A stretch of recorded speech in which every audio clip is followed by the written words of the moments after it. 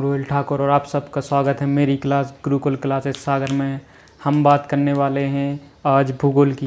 भूगोल में हमें क्या क्या पढ़ना है और क्या नहीं पढ़ना है, ये सब हम देखेंगे, क्योंकि कई बच्चों को पता नहीं होता है कि हमें क्या पढ़ना है और क्या छोड़ना है। तो हम सब देखेंगे कि हमें क्या नहीं पढ़ना है सिलेबस में और क्या पढ़ना है। क्योंकि अगर आपको ये पता चल गया कि हमें क्या नहीं पढ़ना है और क्या पढ़ना है तो बहुत ही अच्छा रहता है। क्योंकि कुछ बच्चे ऐसे भी रहते हैं जो फालतू टाइम ख़राब करते रहते हैं और फालतू की चीज़ें पढ़ते रहते हैं। तो हमें ऐसा नहीं करना है। हम अपना टाइम जो सिलेबस में आता है या क्वेश्चन पेपर में पूछा जाता है हमें सिर्फ वही पढ़ना है, फालतू का ज्ञान नहीं लेना है। और जो आता है उसको हम बहुत डीप अच्छे से पढ़ेंगे, बहुत ही अंदर जा के पढ़ेंगे, डीप पढ़ेंगे। तो भूगोल को हम तैयारी कैसे करें भूगोल की? डायरेक्ट जो क्वेश्चन पूछे जाते हैं उनको, कई बच्चे ऐसे रहते हैं जो रट के बैठ जाते हैं। तो हमें रटने वाला काम नहीं करना है, क्योंकि रटने से कुछ नहीं होता। भूगोल आप थोड़ा रटोगे और इतना भूगोल छोटा सब्जेक्ट तो है नहीं जो आप रटने के बाद बैठ जाओगे, क्योंकि इसमें वर्ल्ड ज्योग्राफी आती है, आपकी इंडियन ज्योग्राफी आती है और एमपी की ज्योग्राफी भी आती है। तो हम रटने से सिर्फ काम नहीं चला सकते, हमें इसके कॉन्सेप्ट क्लियर करना पड़ेंगे अच्छे से। और हमें मैप वाइज पढ़ना पड़ेगा, क्योंकि मैप से क्या रहता है, हमें लंबे समय तक याद रहता है। और ये आप लोग देख लीजिए, थोड़ा ये मैप है, एटलस है, जो इसमें पूरे मानचित्र दिए गए हैं, इंडिया के दिए गए हैं और वर्ल्ड के। इससे आप क्या कर सकते हैं कि जो भी मैं पढ़ाऊँगा आपको, तो वहाँ पे आप इसमें टिक लगाते जाइए और देखते जाइए इसकी लोकेशन कहाँ पे है। तो ये 100 या 150 रुपये का आपको मार्केट में मिलेगा, तो आप ये प्लीज़ परचेज़ कर लीजिएगा। तो क्या इससे बहुत ज़्यादा सरलता रहेगी आप लोगों को। और जो या व्यापम की तैयारी कर रहे हैं या एमपीएसआई या पटवारी की तैयारी कर रहे हैं, उनके लिए मैं कहूँगा कि ये वाली बुक है जो ऑब्जेक्टिव आती है। तो मैं जो पढ़ाऊँ उसके आप नोट्स मत बनाइए, सिर्फ इसमें से मैं जो पढ़ाऊँ उस टॉपिक का इसमें से क्वेश्चन लगा लीजिए। ये घटना चक्र कहलाती है और सामान्य भूगोल की अलग से आएगी एक आपको, या 150 या 200 रुपये की आएगी। तो इसमें से इतने ऑब्जेक्टिव दिए गए हैं कि कोई भी क्वेश्चन बाहर नहीं आएगा। और ज़्यादातर जो एग्ज़ाम होते हैं जो व्यापम या एमपीएसआई या पटवारी के, उनमें जो प्रीवियस ईयर में क्वेश्चन पूछे गए हैं वही के वही से हम हटा के रख देते हैं। तो इसमें सभी प्रकार के क्वेश्चन दिए गए हैं जहाँ जहाँ भूगोल के क्वेश्चन आए हैं। तो हमें ये पढ़ना चाहिए जो ऑब्जेक्टिव तरीके से पढ़ रहे हैं, जो एमपीएसआई या पटवारी के लिए तैयारी कर रहे हैं, उनके लिए बुक शानदार है। और जो बच्चे एमपीपीएससी की तैयारी कर रहे हैं, मेंस की तैयारी कर रहे हैं, उनके लिए मैं आज सिलेबस डिस्कस करना चाहता हूँ। देखिए, हमें पढ़ना है भूगोल और ज्योग्राफी। पहले हमें इस शब्द का मतलब पता होना चाहिए कि भूगोल, क्योंकि जो भी पीएससी में पूछा जाता है उस जो भी शब्द आते हैं जो सिलेबस में लिखे हुए हैं कि भारत और विश्व का भूगोल आप बताइए कौन सा होता है, भारत एवं विश्व की भूगोल की विशेषताएं और एवं महत्व लिखा गया है हमारे सिलेबस में, एमपीपीएससी मेंस के सिलेबस में। तो हमें देखना है भौतिक भूगोल। भौतिक भूगोल क्या कहलाता है, पहले तो हमें ये पता होना चाहिए भूगोल क्या कहलाता है, ये पता होना चाहिए। तो हम देखते हैं कि भूगोल क्या होता है। देखिए, भूगोल शब्द से आप समझ ही रहे होंगे कि दो शब्दों से मिलकर बना है, एक भू एक गोल। और यहाँ पे ज्योग्राफी जो इंग्लिश का शब्द है, इसमें लिखा है जो और ग्राफी। तो भूगोल यानी भू से मतलब है हमारा पृथ्वी और गोल से मतलब है गोल। तो जो पृथ्वी गोल है उसका अध्ययन करने वाला शास्त्र या विषय भूगोल कहलाता है। और ज्योग्राफी, जो का मतलब होता है जियो, बोल सकते हैं इसको जियो, ऐसा प्रोनाउंस कर सकते हैं आप जियो। और इसको ग्राफी को यूनानी शब्द में बोलते हैं ग्राफो। तो ग्राफो का मतलब होता है वर्णन, और जबकि जियो का मतलब होता है पृथ्वी। तो पृथ्वी का वर्णन ही क्या कहलाता है, ज्योग्राफी। जबकि जो पृथ्वी गोल है उसका अध्ययन क्या कहलाता है, गोल पृथ्वी का अध्ययन भूगोल। तो हिंदी में हम बोल रहे हैं गोल पृथ्वी। तो पृथ्वी के सिर्फ एक गुण का परिचायक है कि हम गोल पृथ्वी का, यानी पृथ्वी गोल है, सिर्फ इसका अध्ययन करेंगे कि पृथ्वी गोल क्यों है और इसके कारण वगैरह क्या हैं। तो इससे भूगोल की पूरी समस्त जानकारी हमें प्राप्त नहीं होती, क्योंकि सिर्फ हम इसमें पृथ्वी के गोल होने का कारण पता नहीं कर रहे हैं, हम पूरे पृथ्वी पे क्या है, हमारे मानव से क्या रिलेटेड है, सब का अध्ययन करते हैं भूगोल में। जबकि इसका मतलब क्या हो रहा है भूगोल शब्द का, सिर्फ गोल पृथ्वी का अध्ययन करना, यानी पृथ्वी गोल क्यों है इसका अध्ययन करना। तो ये पूरे भूगोल के समस्त गुणों का परिचायक नहीं है ये शब्द।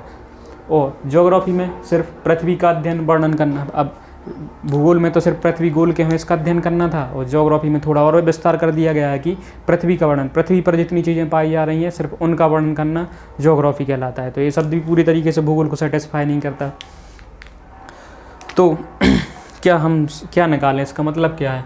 तो जो 19वीं शताब्दी और 20वीं शताब्दी जो अभी चल रही है, तो वो 21वीं शताब्दी चल रही है, तो 19वीं और 20वीं शताब्दी के पहले जो इसका मतलब था सिर्फ वो भूमि के गोल या पृथ्वी के वर्णन तक ही लिमिटेड था। लेकिन जो 20वीं और 21वीं शताब्दी आई है तो इसमें हम सिर्फ पृथ्वी के गोल होने का कारण या पृथ्वी का वर्णन करना ही भूगोल नहीं समझते हैं, क्योंकि हम इसमें अब समस्त जो मानव है, मानव का विकास कैसे हो रहा है, मानव के लिए, हमारे लिए क्या क्या इम्पोर्टेंट है, वो सब भूगोल में लेके चलते हैं। हम उसमें अब ब्रह्मांड भी लेते हैं, हमारा वायुमंडल लेते हैं, पृथ्वी लेते हैं। पृथ्वी का वर्णन तो पहले ही भूगोल में लिखा गया है, लेकिन हमने इसका विस्तार करके हमने जो हमारे कल्याण के लिए जहाँ जहाँ तक हमारी पहुँच हो सकती है भूगोल में, हम वो समस्त चीज़ें अब भूगोल में लेते हैं। तो इसका वर्णन जो पहले जो परिभाषा थी वो आज के परिदृश्य में चेंज हो गई है, और हमारे जो कल्याण के लिए हम भूगोल बढ़ा सकते हैं वो सब अब हम भूगोल की परिभाषा में लेते हैं। तो भूगोल का मतलब जो पहले था उसका मतलब चेंज होके अलग हो गया है। तो ये परिभाषा से हम समझ सकते हैं कि परस्पर जो इसकी शब्द को तोड़ के जो परिभाषा निकलती है वो भूगोल को सेटिस्फाई नहीं करती, और हम अब इसकी बड़ी एक परिभाषा लेके चल रहे हैं जो वैज्ञानिक अब पुरानी परिभाषाओं को नहीं मानते हैं। तो भूगोल एक अब बहुत बड़ा विस्तार हो गया है। अब भूगोल को हम दो प्रकार में बांट सकते हैं, एक तो होता है भौतिक भूगोल और एक होता है मानव भूगोल। इसको दो प्रकार में इसलिए बांटा गया है क्योंकि जो भी मानव से रिलेटेड संबंधित भौतिक वस्तुएं उनको हम भौतिक भूगोल में रखते हैं, जो मानव से संबंधित, मानव के जन्म से लेकर मृत्यु या वर्तमान के विकास तक जो हमारे लिए जो चीज़ें पढ़ना पड़ती हैं वो मानव भूगोल में आते हैं। तो भौतिक भूगोल में हम किस चीज़ों को रखेंगे और मानव भूगोल में कौन सी चीज़ों को रखेंगे, ये समझ लेते हैं। तो भौतिक भूगोल भौतिक वस्तुएं किन्हें कहते हैं? जो हमारे चारों तरफ हैं, जिन्हें हम छू सकते हैं या महसूस कर सकते हैं, वो सब भौतिक वस्तुएं हैं। तो भौतिक वस्तुओं में जैसे कि हमारे पर्वत, पठार और वायुमंडल भी आ जाता है जिसमें, और पृथ्वी की आकृति और सब चीज़ें जो मानव से रिलेटेड भौतिक वस्तुएं हैं वो सब किस चीज़ में याद करते हैं? हम भौतिक भूगोल में डिफाइन करते हैं। और जो मानव भूगोल में यानी जो मानव के जन्म से लेकर यानी हमारी सामाजिक स्थिति क्या है, राजनीतिक स्थिति क्या है, और मानव का विकास कैसे हो रहा है, मानव की प्रजातियां क्या हैं, ये सब जो चीज़ें रहती हैं एक कौन से में आती हैं? मानव भूगोल में आती हैं। तो हमारे सिलेबस में क्या लिखा है MPPSC मेंस के कि हमें भारत एवं विश्व का भौतिक भूगोल पढ़ना है, जो पहली ही लाइन में लिखा गया है। खंड खा में आता है हमारा भूगोल, और खंड खा की पहली जो लाइन रहती है MPPSC मेंस के सिलेबस में, उसमें क्या लिखा गया है? भारत एवं विश्व का भौतिक भूगोल। तो हम पढ़ने जा रहे हैं विश्व का भौतिक भूगोल, क्योंकि भारत का भूगोल हम बाद में तैयार चालू करेंगे, अभी हम पढ़ेंगे विश्व का भौतिक भूगोल। तो विश्व का भूगोल में हम क्या क्या पढ़ेंगे? ये विश्व का भूगोल अलग से डेफिनेशन है, इनमें हम इतनी चीज़ें डिस्कस करेंगे जो बारी बारी से पढ़ाई जाएंगी। पहले हमारे ब्रह्मांड के, जिसमें विश्व के भूगोल में हम ब्रह्मांड पढ़ेंगे, ब्रह्मांड में क्या रहता है, और ये सब ऐसी चीज़ें हैं जैसे ब्रह्मांड का यानी विश्व का भूगोल पढ़ रहे हैं उसमें हम ब्रह्मांड पढ़ रहे हैं। तो ब्रह्मांड ऐसा रहता है कि बड़ा ही रोचक वो है, तथ्य हैं इसमें कि हम समझ सकते हैं कि हमारा ब्रह्मांड कहाँ तक फैला है, और हमारे पृथ्वी के अलावा कौन कौन से ग्रह हैं, कौन कौन से तारे हैं। इनमें पढ़ने में बहुत मज़ा आता है, और आप समझ सकते हैं कि हम कहाँ तक पहुँच गए हैं, कहाँ तक खोजें हो चुकी हैं अभी तक, और कहाँ खोज होना बाकी है, क्योंकि इनमें हमारी जितनी जिज्ञासा जगेगी उतना अच्छा रहेगा। ये सब्जेक्ट ऐसी है अगर जिज्ञासा हमारी है तो आप मुझे तो बहुत मज़ा आता है ऐसी चीज़ें जानने में कि हमारे अलावा हमारे यानी ब्रह्मांड में और कौन कौन से लोग हैं, एलियन हैं या नहीं हैं, एलियन रहते हैं तो किस ग्रह पर रहते हैं, और एलियन यानी मानव के लिए और दूसरा ग्रह कोई है जैसे रहने के लिए तो वो कौन सा है। तो ऐसी रोचक चीज़ें आप अपने मन में बैठाइए कि हाँ हमें भी जानना है कुछ ऐसा। तो जो ब्रह्मांड वगैरह पढ़ने को मिलेंगे आपको भूगोल में, इनमें बहुत ज़्यादा मज़ा आएगा आपको।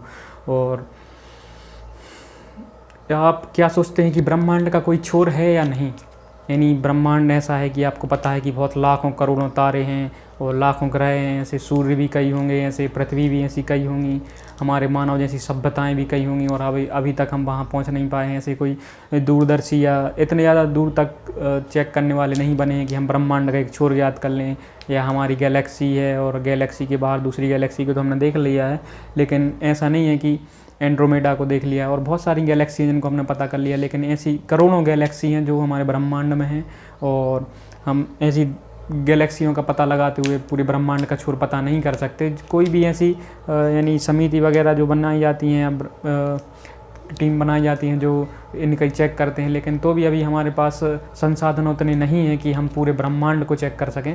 तो अभी बहुत ही खोज बाकी रह गई हैं जो आगे भविष्य में होंगी। तो जितना अभी खोजा गया है और ये सब है जितना, तो वो हम अभी ब्रह्मांड में पढ़ेंगे। और बाकी की खोजें जो हैं वो आप मन में जिज्ञासा बनाइए कि क्या क्या और खोजा जा सकता है, क्या क्या नहीं खोजा गया है और कितना पता चलेगा हमारे लिए आगे, कहाँ एलियंस मिलेंगे हमारे लिए। तो ये सब आपको थोड़ा सोचना पड़ेगा। जितनी आपकी मन में जिज्ञासा होगी उतना अच्छा आपको रहेगा। चलिए ठीक है, आगे देखते हैं सौरमंडल। अब हम अपनी गैलेक्सी में आ जाते हैं जिसका नाम है मंदाकिनी। मंदाकिनी के अंदर एक हमारा सूर्य है और उसके 8 ग्रह हैं, उसको हम सौर मंडल कहते हैं। तो हम सौर मंडल अलग से पढ़ेंगे और उसके बाद हम पढ़ेंगे पृथ्वी की गतियाँ। पृथ्वी अपने अक्ष पे भी घूमती है, सूर्य का चक्कर भी लगा रही है, दिन रात हो रहे हैं, ऋतु परिवर्तन हो रहा है, बारिश हो रही है, गर्मी आ रही है, ठंड आ रही है। तो ये सब हम किस में देखेंगे? पृथ्वी की गतियों में देखेंगे। कैसे समझेंगे कैसे दिन और रात हो रहा है, कैसे ऋतु परिवर्तन होता है और कैसे क्या हो रहा है, ये सब अलग से हम देखेंगे पृथ्वी की गतियों में। और पृथ्वी की गतियों के बाद हम पढ़ेंगे ज्वार भाटा। ज्वार भाटा क्यों होता है? जो समुद्र का पानी का लेवल ऊपर नीचे हो रहा है वो क्यों हो रहा है? सूर्य ग्रहण और चंद्र ग्रहण हो रहा है, ये किस कारण होता है? पृथ्वी बीच में आ रही है या सूर्य बीच में आ रहा है, चंद्रमा बीच में आ रहा है, क्या आ रहा है, किस कारण हो रहे हैं? तो ये सूर्य एवं चंद्र ग्रहण में पढ़ेंगे। इसमें भी पृथ्वी की गतियाँ हमें थोड़ा देखना पड़ेंगी और चंद्रमा की गति भी देखना पड़ेगी। और अगला है अक्षांश एवं देशांतर। इसमें हम इसको बोलते हैं लैटिट्यूड, इसको ज्वार भाटा को बोलते हैं हम टाइड, इसको बोलते हैं लैटिट्यूड और लॉन्गिट्यूड।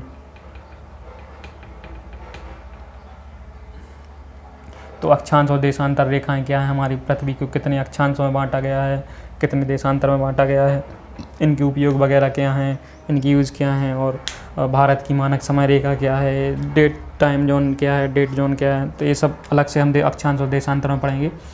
और हाँ, एक बहुत ही मज़ेदार चीज़ है कि पृथ्वी की उत्पत्ति कैसे हुई, मानव जीवन पृथ्वी पे कैसे पनपा और हम कैसे रह रहे हैं, महाद्वीप बने हैं जो कैसे बने हैं, महासागर हैं वो क्यों बने हैं, ऐसे ही शेप में क्यों बने, हमारा भारत यहीं चाइना के बगल में ही क्यों है और हमारा देश कहीं और क्यों नहीं है, हम इसी देश में क्यों रह रहे हैं, हम जो बहुत से देश हैं अभी अमेरिका, उत्तरी अमेरिका साइड में क्यों खिसकते जा रहे हैं और दूर होते क्यों जा रहे हैं हम लोगों से। तो ये अटलांटिक महासागर का विस्तार क्यों हो रहा है, प्रशांत महासागर सिकुड़ क्यों रहा है, ये सब हम अलग से पढ़ेंगे। इसमें क्या पढ़ेंगे हम? पृथ्वी की उत्पत्ति एवं आंतरिक संरचना। पृथ्वी की आंतरिक संरचना, पृथ्वी एक कठोर है उसके अंदर क्या है, तो ये सब हम आंतरिक संरचना में पढ़ेंगे। महाद्वीप और महासागर का निर्माण ये मैंने बताया आपको क्यों क्या हो रहा है, प्लेट टेक्टोनिक थ्योरम वगैरह इसी में पढ़ेंगे हम। और भूपटल पर परिवर्तन लाने वाले बल, यानी जो हमारी भूमि है, पृथ्वी है, पृथ्वी पर कई पर्वत हैं, पठार हैं, तो ये पठार और पर्वत क्यों बन रहे हैं, पृथ्वी की जो आकृति है वो चेंज क्यों हो रही है, इसमें कौन कौन से आंतरिक बल लग रहे हैं, कौन से बहिर्जात बल लग रहे हैं, ये सब हम अलग से डिस्कस करेंगे। किसमें? भूपटल पर परिवर्तन लाने वाले बल। इसमें और हम बाद में अलग से पढ़ेंगे भूकंप क्यों आते हैं, कौन कौन सी बल लग रहे हैं इसमें भूकंप लाने के लिए, पर्वत क्यों बन रहे हैं, किस टाइप के पर्वत हैं और कौन कौन से मेन पर्वत हैं, किस महाद्वीप में हैं और कहाँ पर हैं, उसकी विशेषताएं क्या हैं, ये सब हम अलग से कहाँ पढ़ेंगे? पर्वत में।